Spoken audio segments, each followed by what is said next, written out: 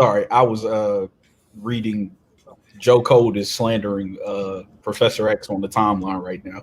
Uh, what did he say? he said he said Charles Xavier would definitely take a PPP loan and then lay off his staff at the school for gifted youngsters. And Chuck is responding like, "Wait a minute." And Joe said Charles is definitely a Republican. And Chuck is like, "Wait, how did we get to this point? like, how did we get here?" The wild part is I don't even think I can't even spot the lie. I can't even. I don't know, man. Welcome to Politics as usual. First episode of 2021. We're back after a month-long layoff. I'm here. Ronnie is here. Fee is here. Fellas, how did you all enjoy your time off? The reason we took so long off is because we had a lot of moving parts going on, and some folks had to get situated. So how'd you gentlemen enjoy your time off? What time off? I did not have time off. Good. I mean, you want to tell the people why you haven't had time off, or you just gonna leave that be? I mean, yeah, I already said it on one show. I have moved cross country. I now live in Colorado. So and hit him for all your reefer needs. Don't do that. Don't do that. I'm not. Did I say Colorado? I'm in North Dakota, but no. But no, I actually said this on and shout out to Rod. I recorded a podcast with him. I don't know when it's dropping, but I said this on Rod's podcast. Lord. Oh yeah, yeah. I did one too. Yeah. A lot of people talk about when a lot of people talk about the worst state in the country, they either say Alabama or Mississippi. Nobody ever talks about Arkansas. Driving through Arkansas was one of the worst experiences of my life. I could not drive through there fast enough. But you don't want to drive through there too fast because Arkansas. Yeah. Don't want Boss Hog pulling me over. But nah, man, Arkansas is terrible. Damn. Yeah. Well, me and Fee spent a couple years of our childhood in Colorado. I don't remember much. I knew our apartment was like centered on Pikes Peak. It was called Pikes Peak Avenue, I think. And like we could go outside in front of our apartment building and like see Pikes Peak, like dead center. And one time we was playing. What month was it? We was outside playing football and it was snowing. I don't know. Like it'll snow. I know. In July, one time we went to the zoo in the mountains, Pike Peak. I think it was called Pikes Peak Zoo. We went up there. I think that was Cheyenne Mountain Zoo. Yeah, Cheyenne Mountain Zoo. My bad. Yeah, we went up there and we had on some shorts and it started snowing. It was the middle of July, so we had to leave. What? Yeah, like that. Yeah, that weather. I lived in Montana for quite a while, so I could remember playing them barbecues around Memorial Day and wake up and it'll be 6 inches of snow on the ground. You're like, yo, guess we not fucking barbecuing today. So, yeah, man, you have fun. You get out to some of them mountains, man. It's wild. I remember once a windstorm it came through when I was in like second grade, and that shit lifted me up off the damn ground, like as I was like walking to the bus.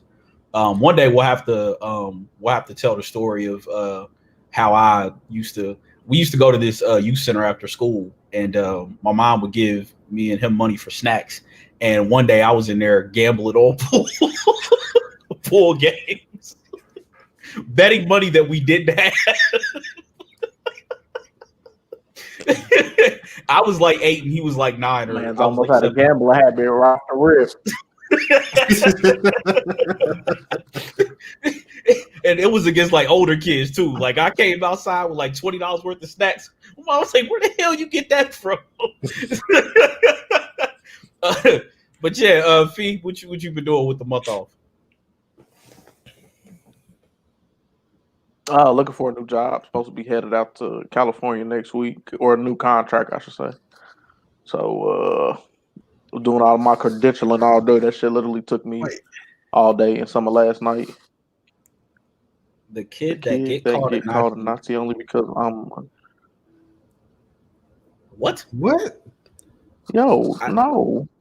What are you talking about, fam? I have no idea. Man, I've been trying to find a new job, bro. All right. Yeah, I've been chilling. doing way more work at my job than I'm accustomed to. I said to someone the other day, I don't actually get paid to come in here and work. I just sit here and move my mouse every once in a while. That's a joke, by the way. But yeah, a lot of shit has happened since we last recorded. The Democrats have a Senate majority. Maybe that's good. Maybe Joe Manchin won't be an idiot. Who knows? We'll see. Dump left the White House. There was an attempted coup d'etat in America. And the more that comes out about that, that's just fucking fascinating. Oh yeah, we don't know how deep that goes, and it'll be a while before we really know. But it goes. I saw something earlier. Did y'all see that shit where they was talking about they was going underground tunnels and they was planning on smoking that bitch out or something? Yep, they was planning on gassing them. And they was talking about there was somebody on Facebook that was giving the insurrectionists directions on where they needed to go. So yeah. My one of my new state representatives, she was like, if you look at her tweets from that day, like her tweets were like very like direct. She was like, "We are locked in the chamber." Then her next tweet was like, Senator Pelosi is now out of the chamber, and she was like tweeting them like where to go. And she's also the one who led them on the tour the week before. Yep. By the way, the Capitol is closed because of a pandemic. So why are you leading people on the tour? That's how they knew. That's how they knew to get to Nancy Pelosi's office, because they had a tour the week before. Bro, I bet you there was somebody like on that staff the day before who was just like, why are these people having a tour right now? And people from like all these fucking government agencies are probably like, wow, man, you fucking bugging. They're not doing nothing. Just like somebody had to be sweeping this shit under the rug, because there's no way that you doing all this shit. And it's like something out of a fucking movie, like where it'd be like what's that man, Fat Man Bart Mall Cop? He like, hey, something's wrong over here. Nobody listen to this nigga because he's a fat mall cop, but this nigga's on the fucking song. I could imagine there was a situation like that where somebody the day like or the week before, like, yo, why are these niggas having tours and the shit closed? And somebody like, man, they're just doing a good service. Like, you know how people think. Yeah, it's like, no big deal. Oh Lord.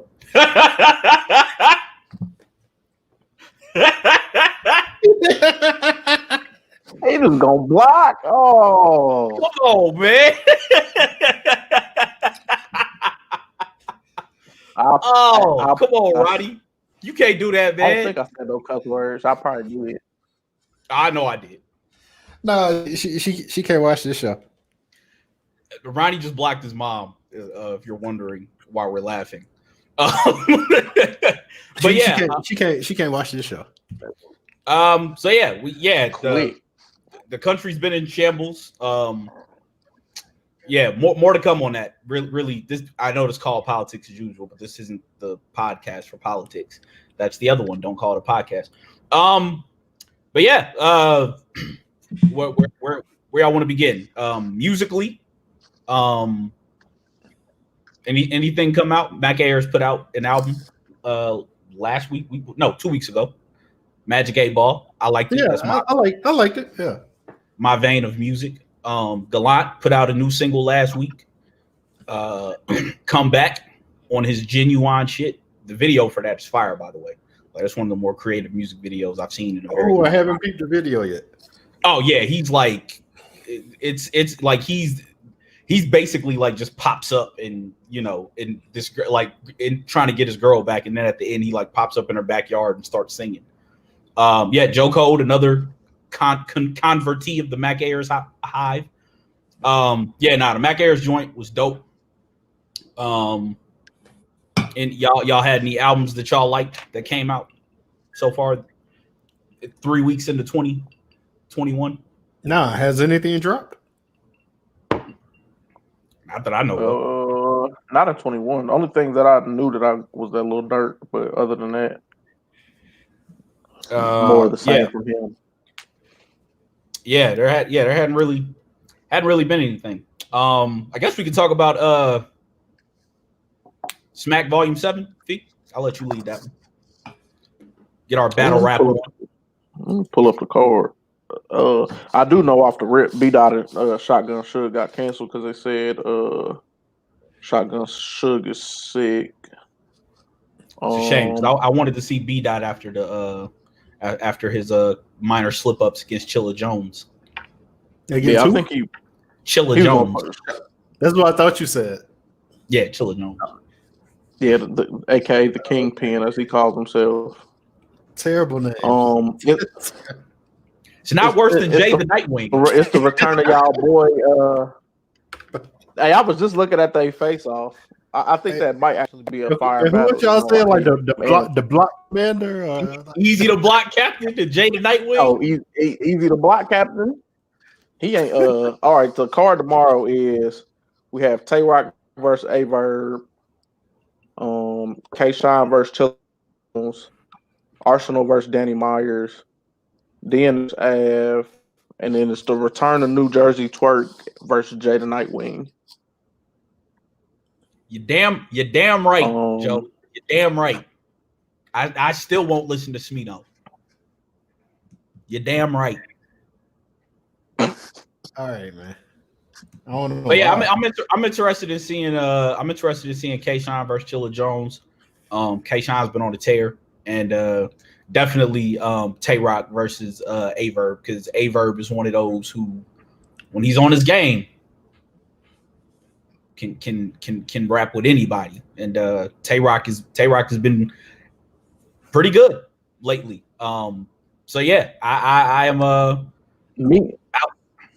Me and Lee was having a exchange on Twitter before we came on because I was watching the face-offs, and we were talking about the K-Shine versus Chilla. And on the face-off, Sue Surf was on there. He said K-Shine probably hasn't lost a round since February of 2020 versus Charlie Clips, and that's debatable. So K-Shine is probably going to – I think he's going to smoke Chilla. And it ain't that because Chilla is weak. It's that K-Shine does everything so well. He's been on fire, I think, ever since he battled Hitman, and that was 2-3 years ago. And I really can't tell you the last time he lost a battle. Well, Hitman was the last time he probably lost a battle, and that was like years ago. Chilla fresh off of B-Dot. He's up for champion of the year. But me and Lee was talking about if K-Shine like convincingly beats Chilla, we can be talking about him going on to Mount Rushmore of battle rap, because this is probably the greatest run anybody has been on in battle raps, in like modern battle rap. Yeah, his he that battle with Pat Stay, man, that third was crazy. That's one of the best thirds I've seen. And that's saying something, because there's some legendary thirds in battle rap, especially when you look at like the last 10 years.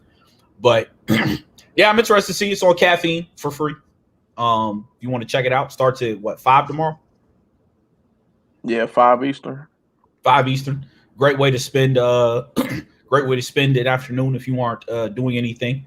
I wanted to see B-Dot after the Chilla Jones, because I've gone back and looked at some of his battles here lately, and he's definitely one of the best out, and it's a shame we won't get to see him, because to me Suge is just god awful. I don't know what people see in Shotgun Suge, but Suge is better with a crowd. He's like in the setting with no crowd, he doesn't really belong there, because he like Suge's special moves are pocket checking niggas and slam dunking them like in the battle. Like it's all performance based. So him being somewhere where there's no crowd to enjoy those things, it really makes no sense for him to be there. And I think his last 2 times he's been on Caffeine, he's choked each time. So if you done choked twice, why would I have you? There's no reason to bring you here where all the rappers are gonna be. Like, I'm kind of glad he got sick, because he was gonna get washed up. Yeah. I was only gonna watch to see like what to see how B-Dot treated him as a punching bag, basically. I didn't actually think there was going to be any intrigue whatsoever to that battle, which is why I was so low on the card, because every time I've ever seen Suge battle, I've been insanely unimpressed. Like I got it when he was, kicking it with at some moments, but those are like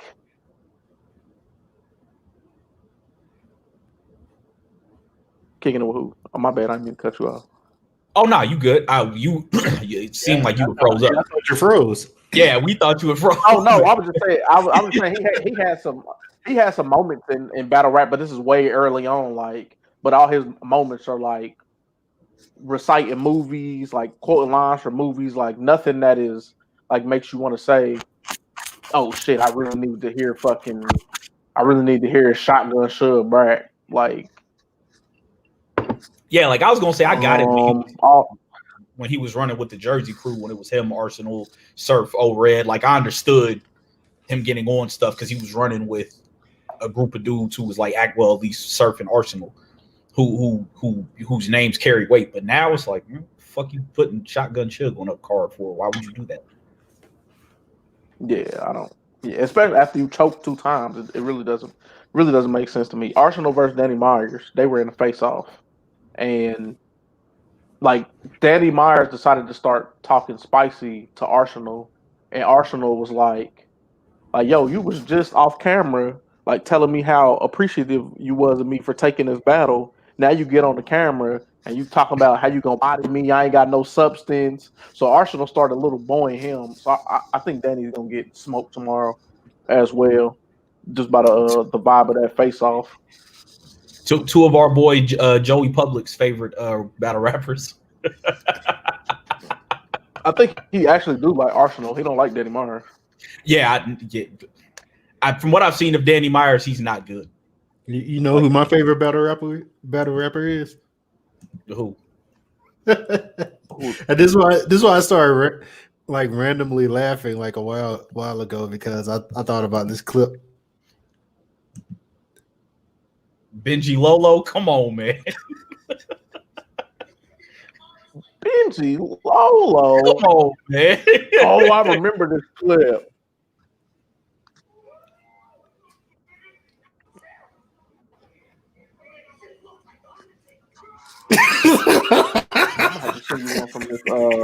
If you couldn't hear the audio, he said, "Shit look like the Undertaker coming." Like, come on, man.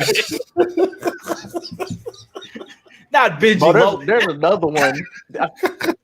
It's like Southern dude from Memphis. I have to find it. He's like, he got a gun so big, and it's basically look like the fucking if you playing Marvel vs. Capcom 2 and you got Iron Man, and he bring that fucking proton cannon down. He has a group of 4 niggas behind him performing this shit. It's like the gun. Let me see if I can find that shit and send it to y'all. Please do, please. Like that Undertaker shit is almost as bad as the nigga throwing the cigarette. My nigga Kid Dev, who I've freestyled with before.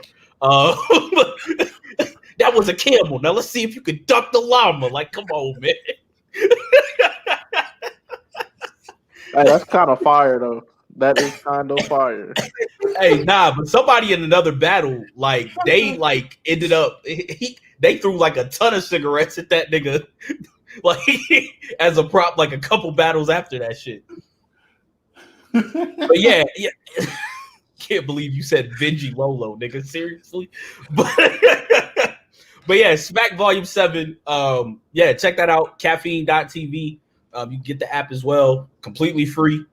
There's no replay of it unless you want to get the URL app, which I still ain't did. Yeah, I need to do that at some point. There's a couple battles I need to catch up on.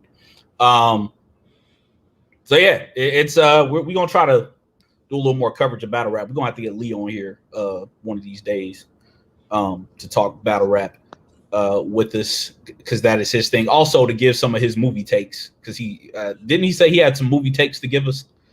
Yeah. I'm curious to hear those. I'm pretty sure we might end up blocking him and never allowing him on.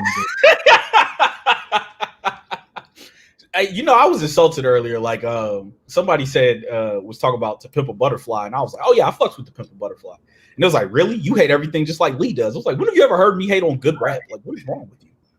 Like, come on now. Like, I know I hate things, but like To Pimp a, come on. Oh, speaking of rap,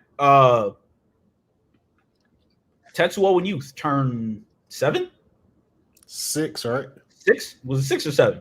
Fee, I know that's your album. Turned 6 or 7 this week. Yeah, man, great Lupe album. Probably underrated in his catalog. Yeah, shout out to Delivery. Pizza Man, don't come here It no more. It's 6. It dropped in 2015. Oh, this is the Too one much right here. dope. Here you go. You would think with a month off, we would just have the topics. Oh, talk basketball. What do we think about Harden on the Nets? It's not gonna work. I think they need to trade Kyrie in order for it to work. Totally agree. I actually think you should ship him somewhere for bench for spare parts, because you got KD and James Harden. That's enough to get you through the East. Giannis out here airballing free throw line jumpers. Look, the most overrated thing that people talk about when they discuss basketball players is like the it factor, like he's a dog, or like that, or something that doesn't even exist, like the alpha male factor. But at the same time, there's a bit of a truth for that, a bit of truth to that. You got three dudes on the one team who don't want to be the guy but wants to be the guy. So that's just a recipe for a disaster for me, and I like and plus Kyrie out here, trying to be on Sex in the City reboots and stuff. So he's not interested in basketball. So like, nah. I mean, what one thing I will give Kyrie, and I was having this discussion with my homeboy Chris on the timeline, I think yesterday. And he was talking about, Kyrie's absence and how he doesn't seem to like basketball. And I was like, I don't know if it's that he doesn't like basketball as much as Kyrie is a kid who grew up away from black people for the most part. Australia, West Orange, New Jersey. Did not grow up seeing the problems that black people have to deal with on a regular basis. And I think he's one of those black people that 4 or 5 years ago, shit started getting real to him. And I think there's an element of guilt there. Because, like, if you look at the off-the-court stuff he's been doing, it's amazing. Yeah. House, $1.5 billion to help pay WNBA salaries, hundreds of thousands of dollars to make sure people are eating in different cities, partnering with all these different groups. Like, he's doing a lot of good things. But to me, that screams this as somebody who ignored all that shit or didn't believe it. And now now he has this platform, and I think he's starting to feel guilty. And I was reading something earlier that said people close to him are saying that the Kenosha shooting and the officers not being charged, like, did a number on him, and that's why he, took that extended time away from the team. But that doesn't, like, excuse the fact that he's, like, been derelict in his duties, to his teammates. Mm-hmm. Like, you want to do all that, fine, but go play your ass on a trash team where shit ain't a distraction. I'll say that when, like, I like the way the Nets look first. I like the way the Nets look. I think it was James Harden's first 2 games. Yeah. And then when he came back and was taking a back seat to let him fit in. But I think they play better with the ball in James Harden's hand, because I do think that James Harden is a better point guard than Kyrie Irving, because he can distribute the ball, he can score at will, and I think he's just a little bit more efficient than Kyrie.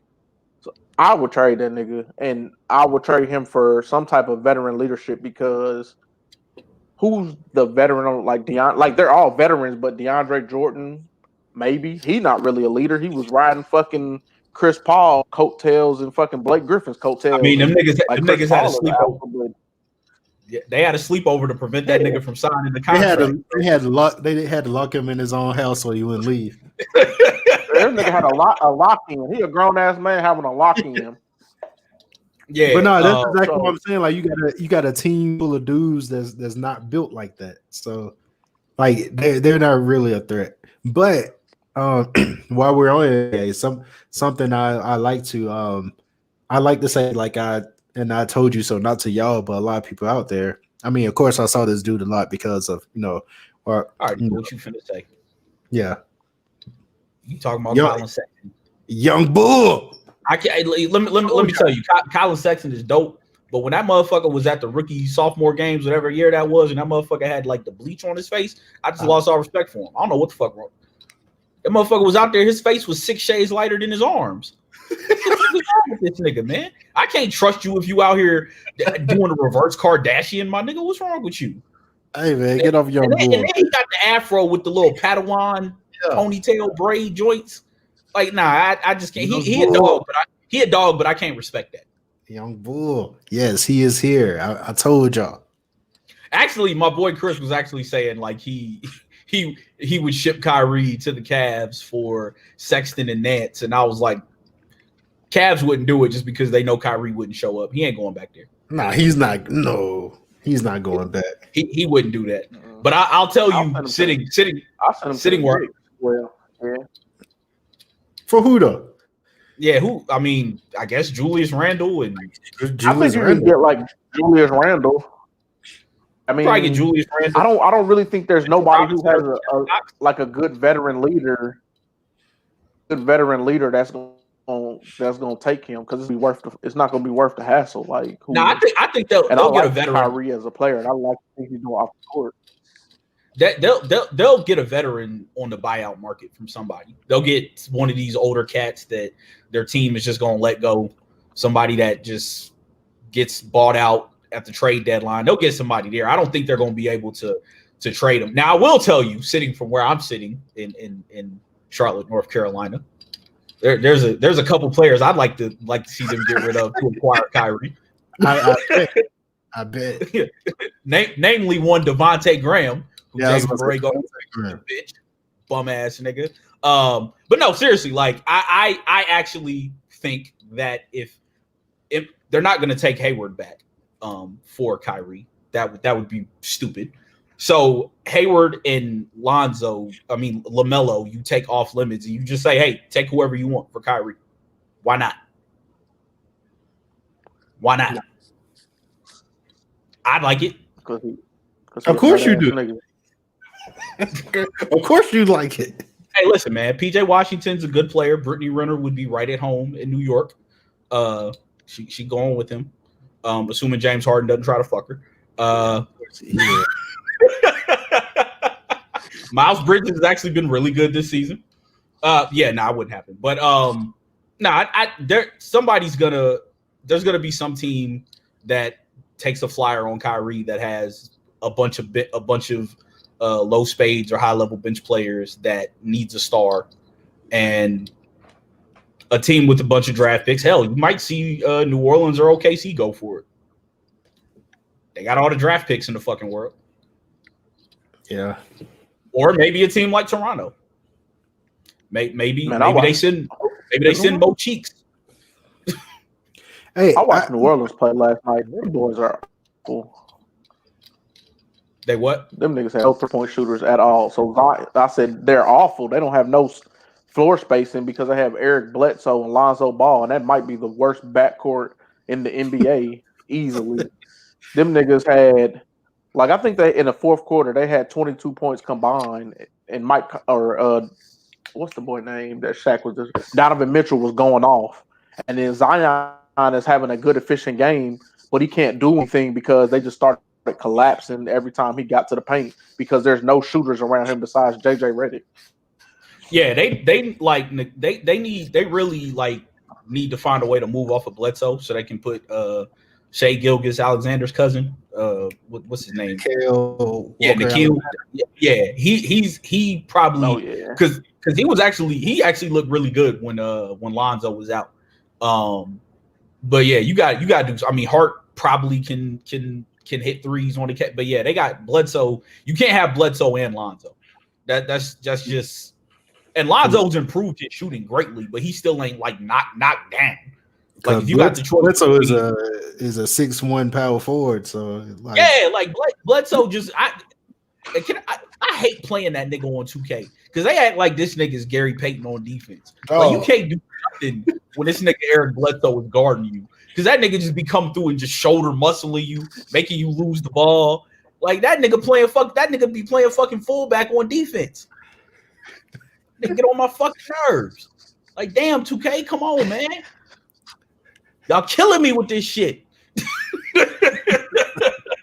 Should be pissing me the fuck off. But I could see Kyrie getting moved to some team that needs a star. Like I said, it could be Toronto. Toronto has plenty of good players. Yeah. I see that. Send back Mo Cheeks. Mo Cheeks with the Nets might be what they. I mean, it's gonna sound wild, but that might be He's a leader. Yeah, he's a leader. He plays defense. And by the way, if you're new here, we're not actually talking about Marcus Cheeks. We're talking about Kyle Lowry. We're talking about Kyle Lowry. I just want to know what the fuck is going on. Like, how did James Harden lose 20 pounds in 48 hours? He had on a fat bodysuit, bro. Like he had to. Yeah. Like he was in Houston looking like me. That nigga showed up to Brooklyn looking in shape. Like, nigga, what happened? How did you do this? Like, did you find the 92 bricks that Hove lost? Like, what happened? Like, did you show up in Brooklyn and find the van that the 92 bricks was in and start sniffing? Yeah, was in Houston looking like world be free, and then he touched down in Brooklyn. Like, how did you? Like, everybody wants to know. Like, did you overdose on flat tummy tea, my nigga? What happened? Like, that man showed up looking like he was in the best shape of his life. I know black is supposed to be more slimming, but damn, like it was like overnight. Oh, like in 48 hours. He in that baby blue warm up for Houston looking bloated. I guess he had to get that turkey leg cut out of his system. He don't got that to eat no more, so he had them pounds. Like I don't know, man. Like he on the finest of coke to get that shit out of his system. I don't know what the fuck happened. That shit's amazing. On crack. Also, Giannis, what the fuck is wrong with Giannis? This nigga missing free throw line jumpers. I don't know, man. Like if he realized that he should have left. He like, falling into got out of here. I should have went to Golden State. He's falling into the KG trap, man. He's falling into the KG trap. Also, a lot of motherfuckers owe Steph an apology. Yeah, I mean, folks was out here acting like Steph was just gonna wither, and these niggas is respectable.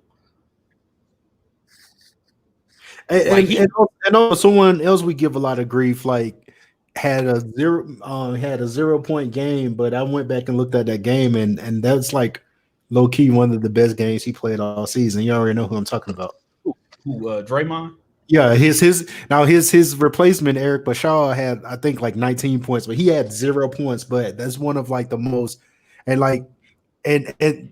what I'm saying is like things are starting to like gears are starting to slowly turn there again. You know, and I'm not saying that they're gonna like win it all or anything, but I'm just saying like come on now, they've been here by mid-season. Like I fully expect James Wiseman to not be getting yelled at by Draymond anymore. Yeah. Like they basically lucked into having Draymond train a defensive stalwart for the next 10 years by paying him. Like I was on the let Draymond walk for the last. If I opened up my Twitter page, you go search with me and Draymond, and I said let him walk. You can find somebody that does what you can find 2 people that does what he does before you pay him 8 figures or 9 figures. Like that's not wise.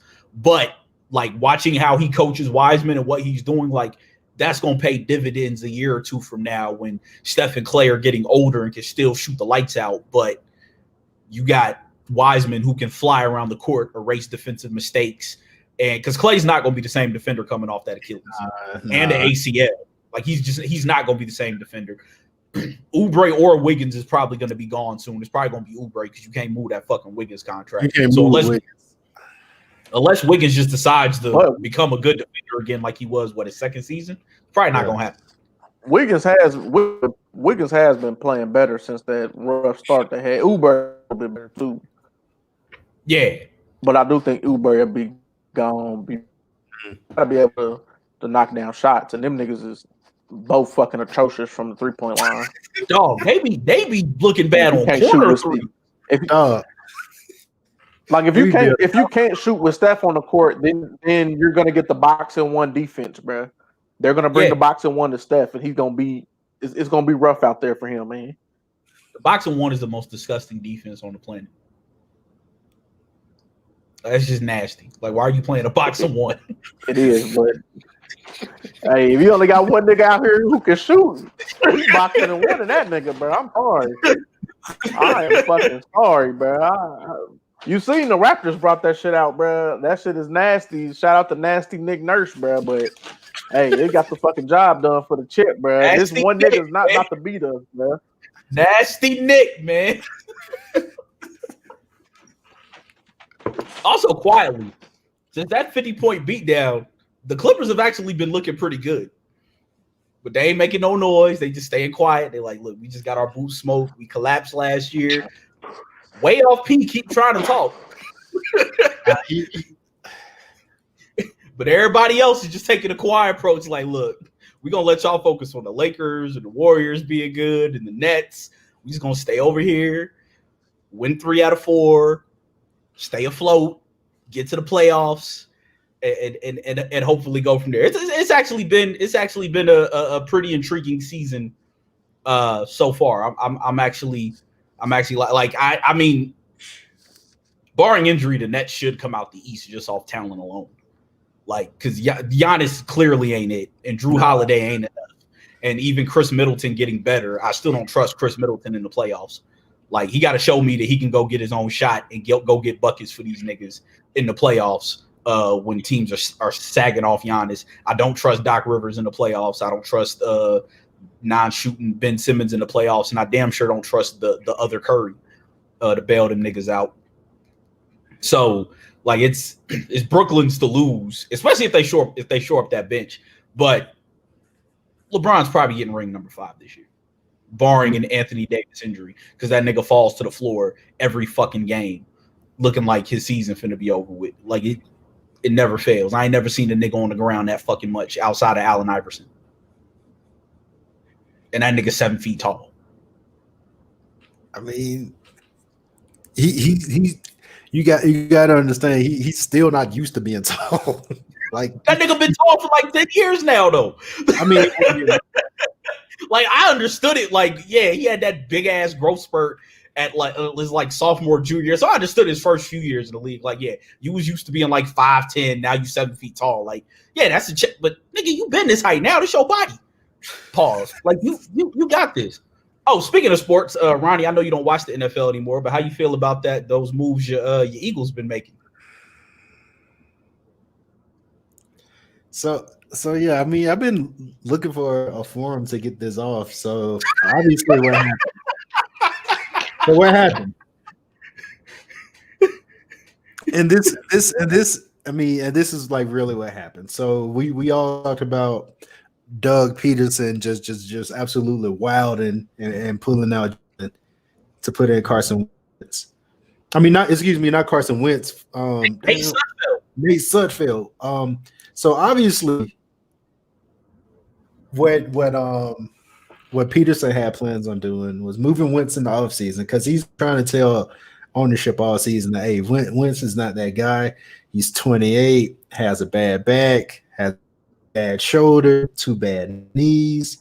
He's not that guy anymore. So let's move on from him. So he wanted a better draft pick, and then he was going to move Wentz possibly to the Colts for an additional first-round draft pick. All right, so they obviously fired him because they probably gave him an ultimatum. So what they did, the last time Carson Wentz was good was when Frank Wright was his offensive coordinator. So head coach of the Colts, if you don't know, head coach of the Colts. So what they did, they obviously can't go get Frank Wright, because I mean, he's been successful with the Colts. They went to get his offensive coordinator, just like they did when they're like, oh, last time we were good, we had Andy Reid, so let's go to his offensive coordinator. So basically, this guy, they whatever coach they brought in the interview, they did on the caveat, you have to fix Carson Wentz. So that's why this guy is there. Yeah, man. What the wild thing to me is, if you're looking at Andy Reid, like, why wouldn't you just go talk to this nigga Bieniemy? Like, I don't understand. Like, look at how Pat Mahomes has developed. Why would you go? Like, the Colts had one of the most frustrating offenses to watch in football, because you could ask Phillip Rivers, who probably has an 80 throw power on Madden. You have 3 good running backs behind him, You're letting Phillip Rivers back every play to throw the ball instead of handing the ball to fucking running backs, and they layoffs because they were depending on Phillip Rivers and not running football. So if I see that in Philly, all the troubles that Wentz is having, I'm about to bring in a nigga who is throw happy or who comes from a throw happy system. Like, we don't need you throwing the ball, brother. We need you turning around, handing this bitch to and Boston Scott and Corey Clement and the rest of the like. I didn't get that. I didn't get that higher. It made no Here's my question to not only the Eagles fans, but Eagles fans who are basically hitching their cart to Carson Wentz. What? And this is a serious question. What has he done to earn this reputation that he has? Because well, he was good this season. He was good this season. They won a Super Bowl with another quarterback. I mean, I'll rebut that because I read on Pro Football Focus what he was doing this year. He was just getting away with it because they had a great offensive line and great skill positions around him. He really was just getting away with it. This was bound to happen. The notable was just being delayed by him. So knowing that and seeing what he did this year, there's no reason to keep him. I would have shipped him to the Colts so fucking fast, or the Steelers, or whoever else would take that contract. Eat the money now, eat the cap hit, and then move on. Like this man is 28, but still has like very poor fundamentals. So Fee, just like you said, like all the stuff that he was doing this season, and people are like, why is he doing this? He was doing it then, like holding to the ball too long, like throwing passes off his back foot. He was just getting away with it then. He's not getting, because he's declining, he's not getting away with it now. So he's and plus, if you look deeper into his stats, it's almost like that Nick Foles season where he had 28 touchdowns and 2 interceptions. It's because he was getting like most of his yards were like yard after the catch, where he would like throw a screen and then a wide receiver would run like 80 yards for a touchdown.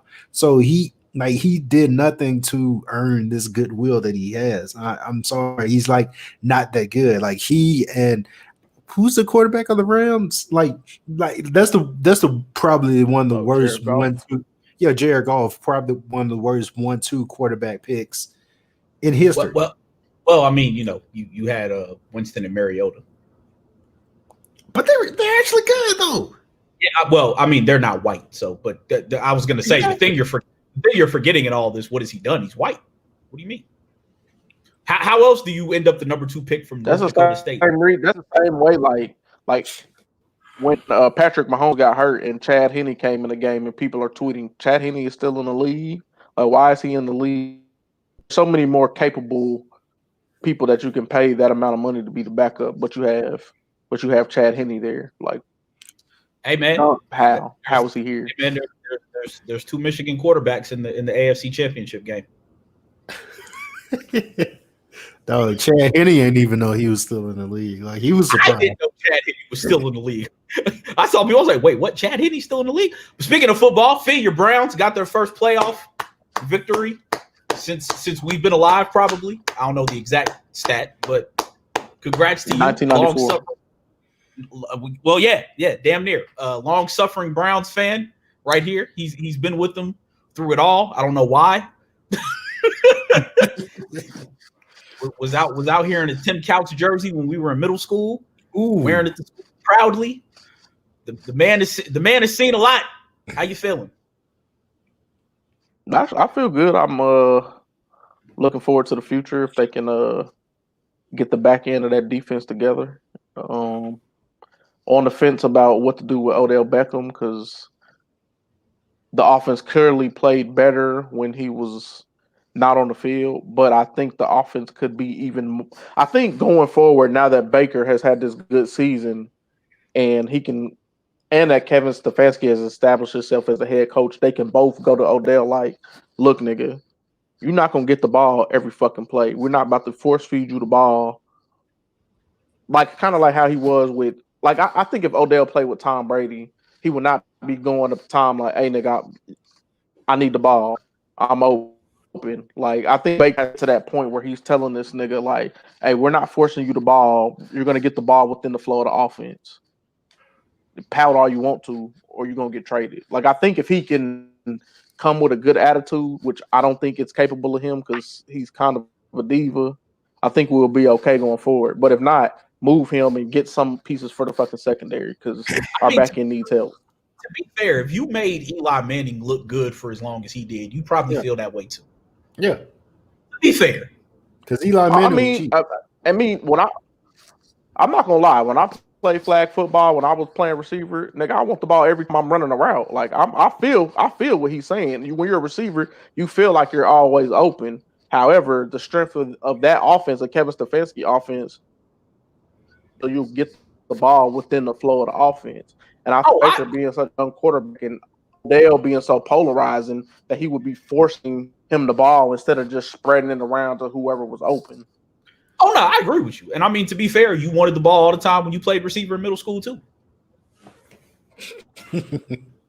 I was his backup. Funny story, actually. I don't know what happened, but for some reason he had to come out the game, and so I had to go in the game. So they're like, "All right, Lil Phoenix, go in the game." I never went in the game ever for any reason. I had like the smallest shoulder pads they could give me outside of the quarterback, and then things was still like out to here. My head was big as all get out, so I had a high school helmet. I never was on the field for any reason whatsoever. And remember like it was yesterday. I'm running an out route into the end zone. My stepsister's boyfriend at the time, Shane, was the quarterback. I run the out route. I cut. I'm wide open. I'm like, Shane, I'm open. He looks at me and goes, nah. Throws it to our tight end who was triple covered. Tight end actually ended up playing at Bowling Green, I think. I get back to the huddle. I'm like, Shane, why don't you throw it to me? I was open. He said you was looking at it. You would have dropped it, which was 1,000% true. I could not catch a pass if I saw it coming. I used to make crazy catches if I didn't see it coming. Like one time, the assistant coach, like he sent me out on a route and just would throw it at the back of my head. And so I couldn't see it coming to the last second. I'd always catch that shit. But if I was wide open, drop every single time. Every single time. You know how wild that is. But the quarterback took you off and you wide open. I told him to do coverage. And threw it in the country. That I got on the field 2 times that season. That was the first one. The second time was on defense. And we was playing against our rival school, Western Reserve. I know that sounds like a made-up name, but that's really what the niggas was called. And for whatever reason, our safety got hurt. So I had to go in the game. And the coach is like, hey, just stay behind Vince. Vince was this big-ass middle linebacker who used to erase everything. So coach is like, yo, just stay behind Vince. Don't let anything happen. Vince gets ate up on the play. The quarterback breaks out the pocket. I'm thinking, oh, I'm finna catch this nigga. I start running. This motherfucker looks at me and just turns on the jets. And I'm running up the sideline. I look over. My dad's on the sideline. It's the only game he came to. He just shakes his head, plays over. Quarterback scores. I go back to the sideline. All I hear is, boy, you slower than molasses in January. That was my dad telling me that.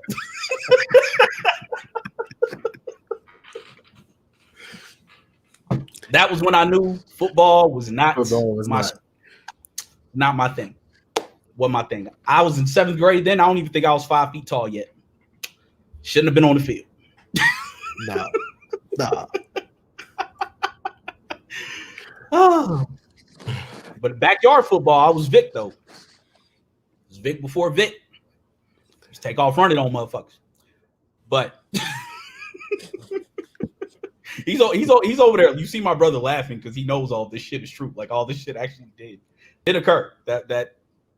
Nope. It's just fun. You just gotta see AJ because he's like the most athletic, unathletic nigga. Like I'm like the Joel Santana, the best worst rapper,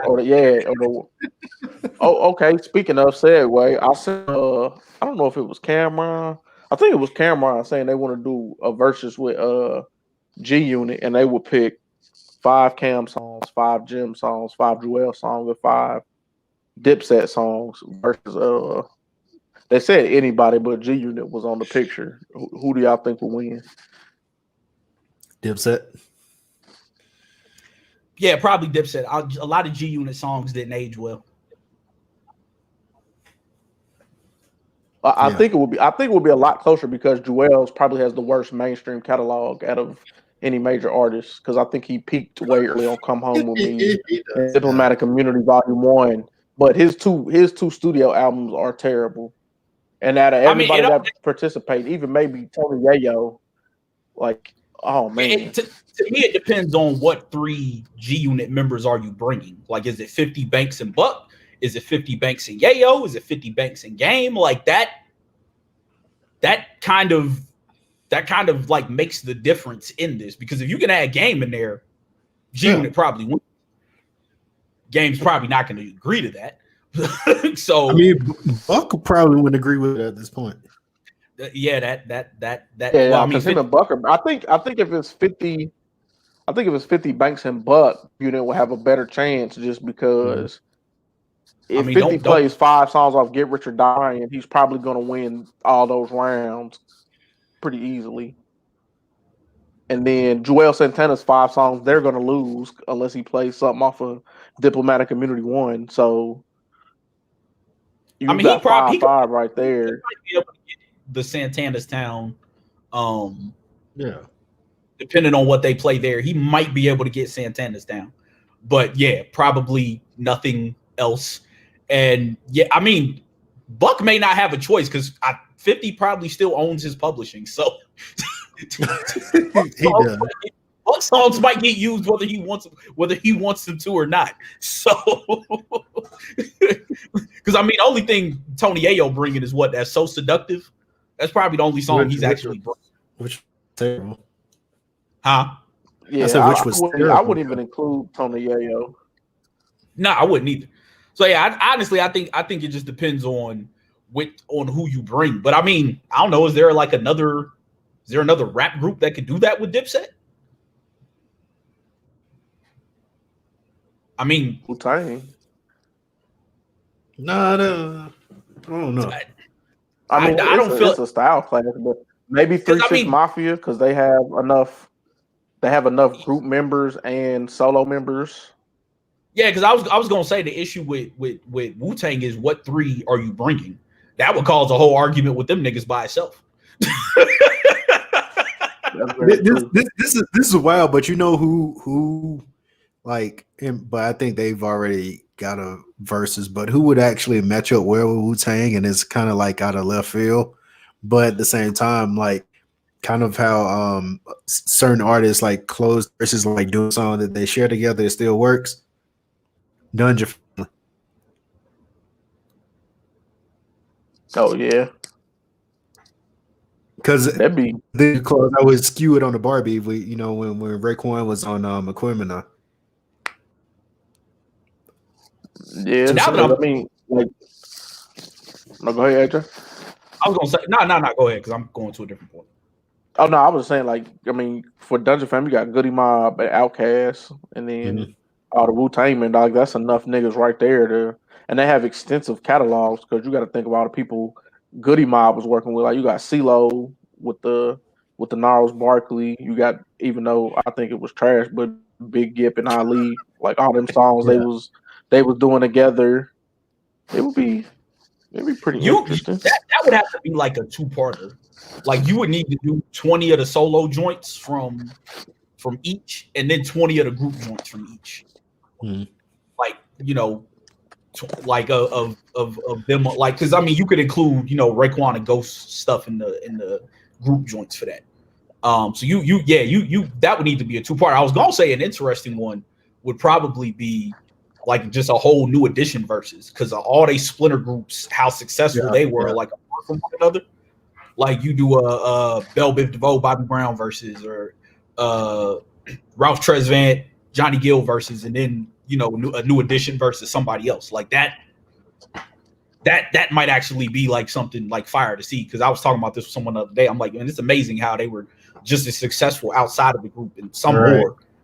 Like, Ralph Tresvant's the only one who didn't become like a bigger star than he was with New Edition, but that's because he was the lead singer of New Edition. So it's kind of difficult for that to happen. But yeah, I can't think of another rap group that could do with Dipset outside of G, because everybody else almost either has like way too many members or like not enough. Like, I don't know that, or it wouldn't be fair. Like Outkast would smoke Dipset doing that. Like maybe. What about Tribe? And Dipset? The question would be. I know it's a style clash, but I was gonna say like maybe it's blasphemous to say, but maybe NWA, like because how they splintered out. Oh, I mean, like because you could do like Dre, Cube, Easy, and then the NWA shit. But like outside of that, like I don't know that there's any other rap group where you had like 3 dudes who were quote unquote stars or had mainstream success, and then the group had mainstream success on top of that. Like I don't know that there's any other group out there like that. Like besides G Unit, and G Unit is only a problem because all them niggas hate 50. So that'll be a little bit difficult to do. But I would like to see some like intergroup, like when you've had like those splinter, because I would like to see a Wu-Tang, straight up Wu-Tang versus. Oh yeah, that'll be dope. Like give me that for like a week straight. Like just all the various members of Wu-Tang against one another, and then just do like a Wu-Tang type thing. And like go with the various clips. Do one for Rockefeller, do one for Bad Boy. Like, and then like have those mega catalogs, those mega groups, mega crews, super groups, all them, have them verse one another. That would be pretty cool to see. I think that would be like the way to take the verses to the next. Because I ain't even watched the Ashanti Keisha Cole shit. No, me neither. I ain't gonna lie. Well, I mean, you was there, so I was trying to watch it, but they started so fucking late. Like they started almost 2 hours behind, and then you can't start that far behind when you already posting like 2 or 3 times. Like people already was like, man, I really don't want to see this. I was looking forward to. I think next is gonna be UGK and A-Ball MJG. Like, so I'm already looking forward to the next one. Like, y'all time is up. So then you late, and then in the middle of it, they take a break. Like, why are you taking a break when you was 2 hours late and you've been postponed twice? Like, y'all motherfuckers got the audacity to get up out of here and take a break. Like, it just wasn't good. I think they need to go back to doing producers, honestly. Get these artists a little bit of a break. Yeah, like both them up there trying to sing, and that's not their thing. Y'all really not good vocalists like that. The producer and songwriter shit was a whole lot better. I think the problem is they was getting, people started wanting to see Diddy and Dre and like folks that they probably just not gonna get at this point. Like that might be the issue. Like, but yeah, because like that Jonte Neo Austin one was the Jonte Austin Neo one was fire. Like they've had a great deal of like Babyface Teddy Riley. That shit was dope. Like those have been the better ones, but like at a certain point you reach your zenith and it's like, okay, can we get Diddy and Dr. Dre to come on this motherfucker? And then you opening up a whole other like they're trying to make it a spectacle instead of It used to be people just getting on, playing their songs and like having a good time, but now it's a spectacle. Like the Gucci and Jeezy was cool. I fuck with that one. The disrespect was at all time high, and it started on time, and they kept it going.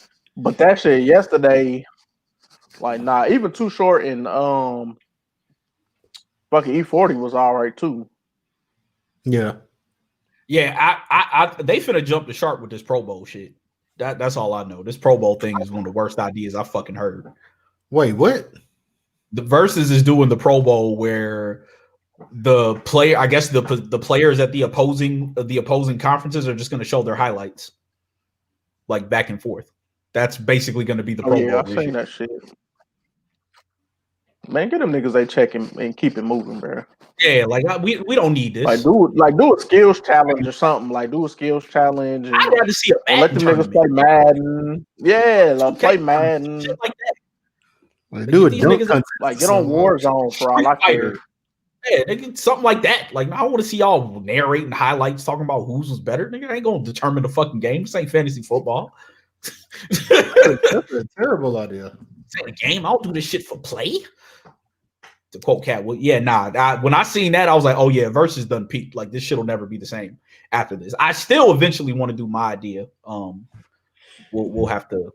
Oh yeah, we got to make that happen. Yeah, we'll have to start reaching out to some artists and start doing that because I actually do like that Because there ain't really much more out there for them to do. And of course, people just get to talking greasy. You got folks talking about Justin Timberlake could be Usher, and I'm just like, all right, man. Like, look. Hold on. Like, I don't think people understand. Like, just between My Way and 8701. I don't think people really understand like the Heat and Usher's catalog. Like, for real. There's no way you possibly understand that. No, they don't, because a lot of these people are like 18 years older, just found out they were black 5 years ago and wasn't actually out here like listening to shit. Like, come on, like just off 8701, you remind me, you got it bad, you don't have to call. Those are three alone that you're not beating. No. Like short of you going to get Michael Jackson, Way he has My Way, slow jam, or he who shall not be named. But you make me wanna. What else was on there? Like My Way has like 5 or 6 songs. Alone. Like You Make Me Wanna, My Way, Slow Jam with Monica. Like, yeah, and that's what I was gonna say. So like Usher is in that echelon of like MJ and Bobby Brown. It's like him, like, and that's it. Like, when you want to talk about like the basically the Mount Rushmore of like modern R&B. And the other person is in jail, and we're not talking about him because that's probably the only person where it would even be like where we would be having a conversation. But he's canceled. So, but other than that, like Usher's like, it's like Michael Jackson. He's like with them niggas. And a lot of the problem is y'all niggas is commenting y'all wasn't around when 106 and Park was around, when it was good. Yeah. Like when, like I said, you get a lot of these folks that are and it's not a slight to them, like your upbringing, whatever. But like my issue with in the blavities, as we call them, you back, we can see. Yeah. My bad. No, you good. My issue with like all these blavities and these folks that just found out they was black, like in the past decade, like y'all don't just get to just come in here and just get to start talking about shit that you wasn't around for. Like, y'all just because people follow you because you got a following on the internet, like that. Understand the internet is a very small portion, like particularly when you get to talking about Twitter. Twitter is a very small portion of black people. Like, I'm reminded of this whenever I get around some like actual niggas, like just how far the discourse is from Twitter versus what actual black people are actually outside talking about. Like, so no, you just because you wasn't around for 106 and Park, you wasn't in the club when Yeah came on. You ain't ever been in the club when Lovers and Friends popped off. You don't get to say that Justin Timberlake is beating Usher. Shut your stupid ass up. Like, yeah, JT might be able to play Gone, and Usher might not have nothing for that, but the other 19 songs, it's a rap. Like people really don't remember how much of an event Confessions was. Like, Confessions was an event. Like, that wasn't an album release. Like, he had a whole like BET special, bro. Like dog, just on Confessions, you talking about Confessions, Burn, Caught Up. Like what? Superstar. We ain't even talking about the back half. We ain't even talking about the back half of his career yet. Yeah, My boo. Because I ain't gonna lie, people sleep on Good Kiss. There Goes My Baby. That was a good song. Yeah, There Goes My Baby. Love in the Club. Yeah. What is it? Hey Daddy. Wasn't that one of his songs too? Or Daddy's Home. Yeah. Daddy's Home. My bad. Yeah, like we gonna talk about Trading Places though. Yeah, but no, we won't. But bro, I'm coming to get them papers. Like, come on, man. Like, come on, like just stop. And these are just the hits we're talking about. We ain't even talking about the B-sides and the jams that Usher has that wasn't chart topping hits. Like, stop. All you motherfuckers that just figured out, like, there's no harm in you discovering your identity. We get it. Like, growing up in certain places, it doesn't make it conducive to you, like just embracing your identity. But understand when people are talking who actually have been in the culture and stop. Like you don't when people get to talking about like what slaps in the club, I don't go to clubs, so I can't speak on what happens in the club. I can't speak. I can speak on the music value of it and say, all right, that shit is awful outside the club. And I think that judging a song's value solely by how it hits in the club is fucking stupid. But I'm not about to argue with somebody who like actually is in clubs and sees the impact of songs. Like when they talking about like what people want to hear, like I'm not finna do that. I know I don't listen to what a ton of people like. So when people are telling you like, oh nah, this artist can't fuck with this artist, like understand like there's certain tiers that like we're not crossing. Like if you want to talk about Justin Timberlake, maybe Chris Brown is a better matchup for him, and that ain't even just guaranteed. Like Usher is up there. Like there's not too many people touching him. Like maybe you could get Usher and Beyonce popping off, and that might be like an even matchup. But like as far as nobody else living that is allowed to participate in this. Like Usher could probably go against the whole of New Edition by himself. Also, I'm gonna say something about JT that's gonna make it sound like I'm hating on him, but I'm not, because he's obviously like a talented guy, but he's like, and I hate this term, but he's kind of sort of like an industry plant. Like he was put on this path to be that guy. So when you're given an entire Neptunes album, when you're given an entire Timbaland album, of course they're gonna be good. And don't forget this: JT wasn't originally the guy. Like there's a JC was on a song with who was that? Black, that group Black. Yeah, talking about, are you feeling my Timbs, my baggy jeans, my thug appeal? Knowing he didn't have any of that shit. And that Neptunes album he got, all those songs was originally from Michael Jackson anyway. Yeah, like a large majority of that album. Michael Jackson's like, I need a super thug. I don't want this. I need that hard shit. So you really like you got a hand me down album. Like you was second place to getting those songs, which is, I mean, it's still a decent album, but like JT has two, like what he has with Timberland. I love his albums with Timberland, and then the one with the Neptunes. But other than that, like his NSYNC catalog is great. But that's I mean, Future Sex is a heater. Justified is cool. I don't like Justified as much as a lot of people do. The first 2020 is the first 2020 I like, but like. Come on now, come on. Then that Man in the Woods, that Man in the Woods. You can honestly. That Man in the Woods. Genuine would probably beat Justin Timberlake if we're going to talk about Timberland disciples. Like Genuine might get Timberland out the paint, bro. You mean Timberland, JT? but JT, Genuine might get him. Yeah, Genuine might get him out the paint. Yeah. Like the list of R&B acts that JT would have to go through to get to Usher, like there's so many. Like this shouldn't even be a conversation. It's not. Like I don't like just Kylie, let's just go to white R&B artists. Like I don't know that JT wouldn't have issues with John B. Like come on, man. Robin Thicke, like. I know he's a social pariah now, but no, I would say he's not seeing Robin Thicke. The first three Robin Thicke albums, he's not seeing Robin Thicke. And that first one, first one is still fire. And let me get this. I like Justin Timberlake's music, but like, no, bro. He like I don't even think he'll beat Tyrese. Like, and that's the thing, y'all niggas is not old enough to be. Y'all don't know the essence of the real R&B. Like y'all don't know about Tyrese in the My Way video getting upstaged by Usher. Y'all don't know about Tyrese in the Dirty Beater singing on the bus, Sweet Lady. Y'all don't know about these things. Like y'all don't know about this shit. So y'all really shouldn't even be talking about R&B, because R&B today is pop music. Basically. Like y'all wasn't listening to R&B when niggas was talking about how much they girls' friends was hating on them when they was in the desert in linen suits running for no reason over sand dunes that had nothing to do with the song. When niggas was really dirty macking, when niggas was really begging, like y'all wasn't listening to it back then. Like stop. You wasn't out here when Mario had the oversized jeans on, dancing, talking about "Let Me Love You."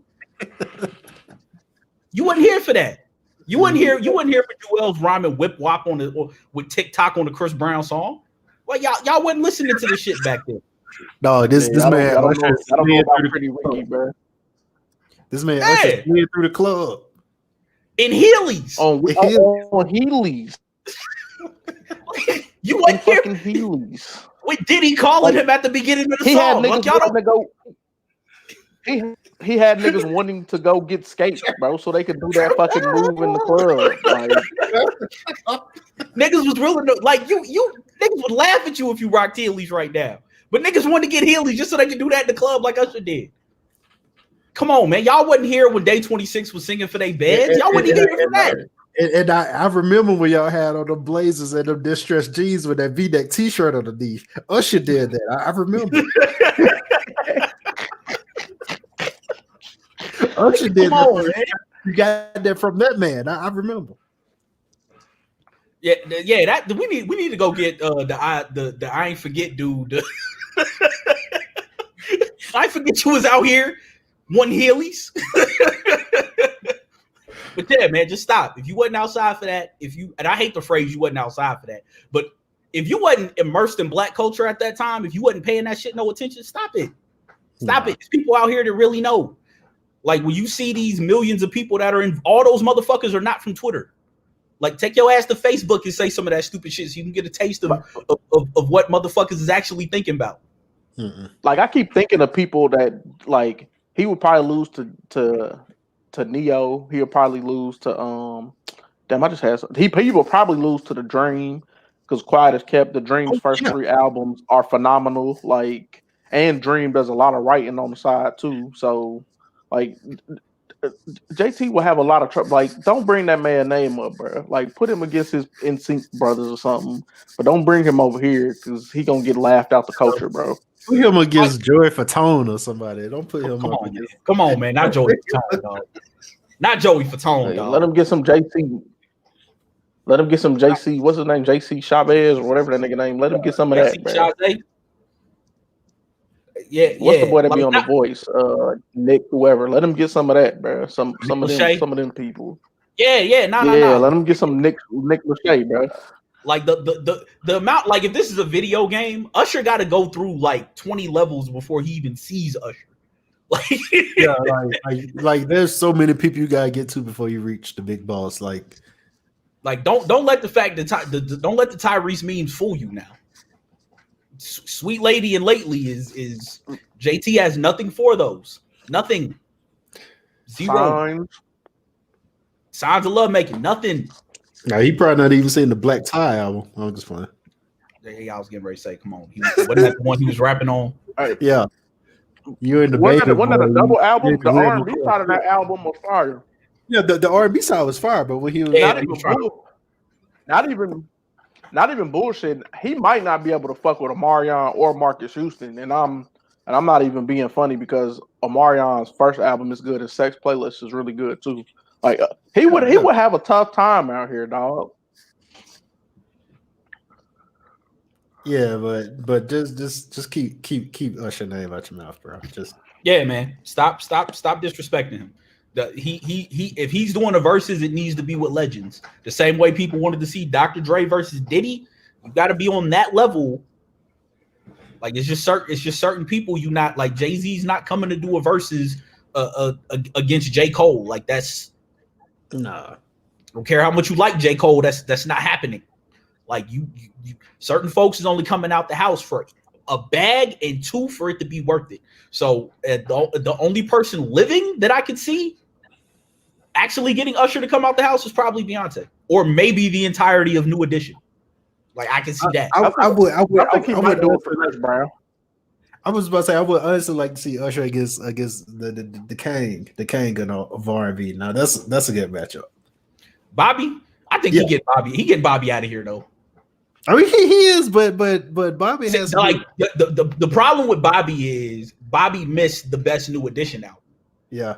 So he ain't like if Bobby was there for Can You Stand the Rain If It Isn't Love, he might have a little bit more. But like once you get past what Roni or not Don't Be Cruel and then the second joint, yeah, Bobby ain't got it. And Mr. Telephone Man ain't doing it.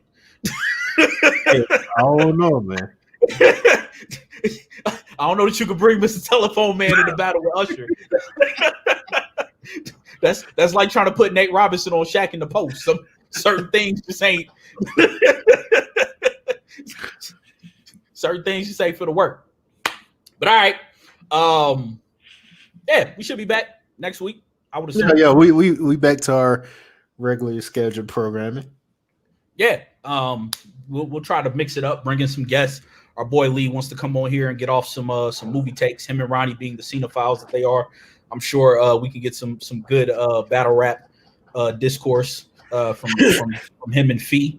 Do we got anything coming up on the blog that people need to pay attention to? I've been so busy, I ain't even check. It's slow motion right now. We're about to get back into the swing of things. You know, we all just needed like a bit of a mental break, but you know the content is about to start coming out. So be on the lookout for stuff. Are y'all doing the last? Are we doing the last week's episode thing with anything? WandaVision. I'm not watching WandaVision.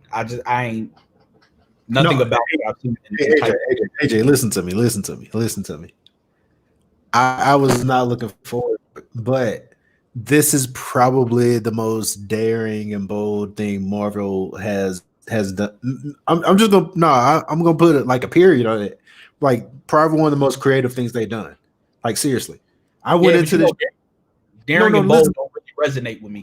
Listen to me. I went to this show expecting to hate it, but I think if you watch the first 2 episodes, you will see what they're doing because it's actually really cool.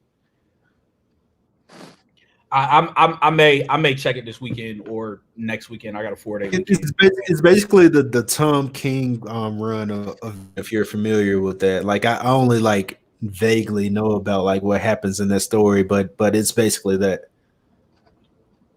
I may check it out. We'll see. You got anything coming up or anything you want to plug? No.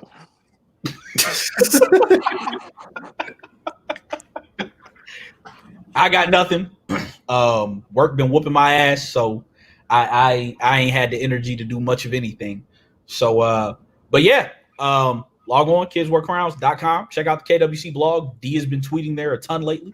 You can follow me at 4 Eyes. Well, no, you can't. My account's blocked, and I'm probably not going to accept or follow request if I don't know you. Ronnie's back on Twitter. Ron _ KWC. No. Oh, never mind. No, he's not. He deactivated. I Fee is on there. I deleted 5 minutes ago. Fee is on there. Just his name, all one word, right? Yes, sir. Check him on Twitch. I just opened Group Me. We got a gun so big. Oh, but I wanted to put that on the that's one of the best like gun so big performances that nobody should ever do that shit again. That shit was so creative. Yeah, I'm gonna watch that shit when I get off. But yeah, I had my phone down, so I didn't even look at it. Check out Caffeine tomorrow if you'd like to tune in for the battle raps that we be watching. Don't Call It a Podcast is back. Talking all the political stuff that you should know, such as nuking the filibuster and what the 50-50 split means and the executive orders that Biden's been putting out. No student loan payments until October, baby. If they don't get canceled by then. Say that money. No interest rate on that shit, too. A lot of important things, man. So, yeah, I guess Fee and Ronnie will be joining us from further away next week. Yeah, I'll be solo on the East Coast. But if there's nothing else, we will catch y'all. I don't know about same bat time because I don't know what time motherfuckers is getting off, but at some point on Friday, same day. 1. Getting slow.